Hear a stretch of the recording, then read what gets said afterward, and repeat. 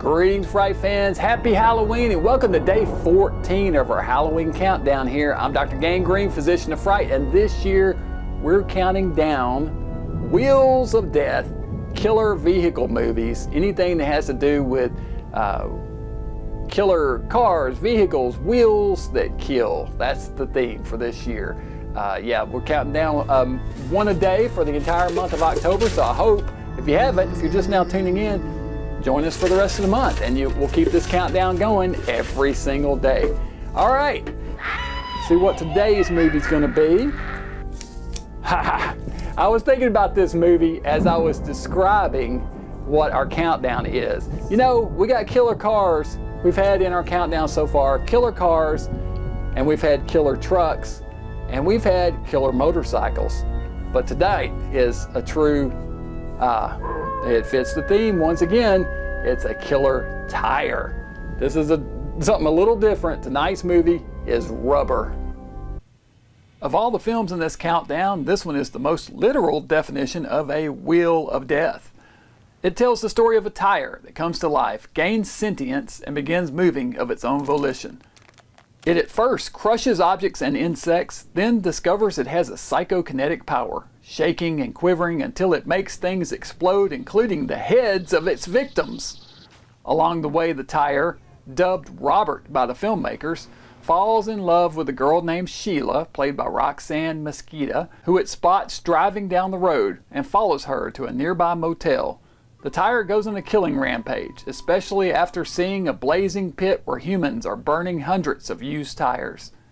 There's also a secondary, fourth wall breaking plot of a group of bystanders watching the movie with binoculars, the tire itself, as it goes on its adventure. Both they and certain characters within the film are aware that they are watching a movie, and part of a movie. This is a unique and bizarre art house film for sure. Rubber is a 2010 French independent movie filmed in the US in English. It was written and directed by Quentin Dupieux. We're never told exactly why the tire comes to life. Instead, as explained in a fourth wall breaking monologue, it happens just because. It comes to life and kills. And it's an entertaining watch in the process. Man, you talk about a quirky film. Rubber fits that bill. I saw this one first at the Belcourt Cinema, Nashville's art house cinema, and it is an art house film.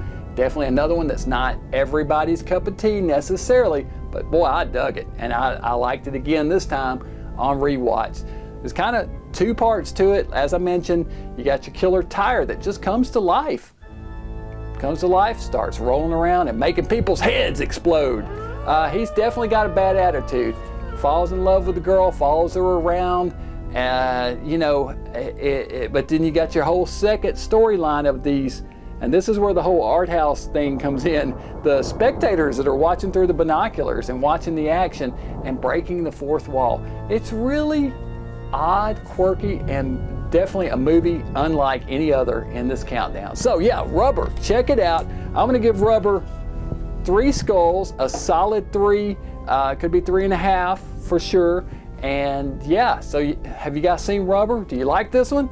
Did you expect it in the countdown? It's funny because I wasn't thinking about it as I was describing what the Wheels of Death countdown is all about. All right, so that's it for day 14 in our countdown. Be sure and join me back here tomorrow night. We'll keep this thing rolling with another killer content, killer vehicle film of some kind. Until then, this is Dr. Gangrene from the lab saying, stay mad.